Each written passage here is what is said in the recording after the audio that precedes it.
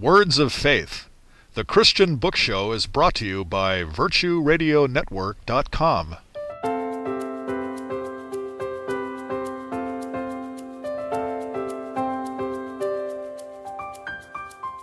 Hello, I'm Judith Norman. Welcome to Words of Faith, the Christian Book Show, where we celebrate the best in Christian and inspirational literature.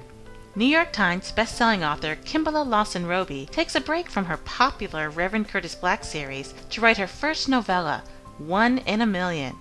Find out why this book has readers asking, "What would you do?" So sit back, relax, and enjoy this week's episode of Words of Faith with my guest, Kimberla Lawson Roby. Kimberla Lawson Roby has written 12 best-selling novels, including Sin No More, Love and Lies, Changing Faces, The Best Kept Secret, Too Much of a Good Thing, and Casting the First Stone. Her books deal with real-life issues such as class, gambling addiction, domestic violence, and corruption within the church. Best known for her popular Reverend Curtis Black series, this summer Kimberla branched out and wrote her first novella, 1 in a Million, which features new characters and a powerful secret. Kimberla Lawson Roby, welcome to Words of Faith. Thank you for having me. 1 in a Million is a departure from your very successful Reverend Curtis Black series. What made you write this book?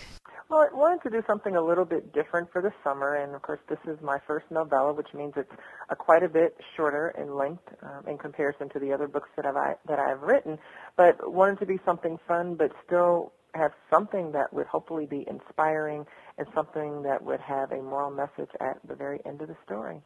The main character, Kennedy, thought she had it all. The house, the career, the handsome husband.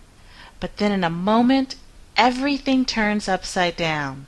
Tell us more about the story. Well, as it begins, Kennedy has just gotten the best news ever, can't wait for her husband Blake to get home so she can tell him, and is just beside herself and is thinking how she never thought something like this would happen. She's heard him talk about it. She's heard other people talk about it, but, wow, such fabulous news. And so she's trying to call him, can't get him, and she sits in as she waits, and then finally he shows up.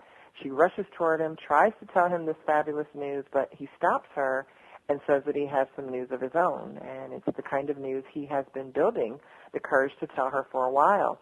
And so she still continues to try to tell him what she has to say, but he stops her again and, says he has been seeing someone else for the last 2 years, and that he is in love with this person, that he's not loved her, his wife, in a while, and that he wants a divorce. And then, of course, he goes on to say that he's moving out tonight. And so Kennedy is beyond devastation, is feeling more pain than ever before, and sort of just sits there trying to take all of this in.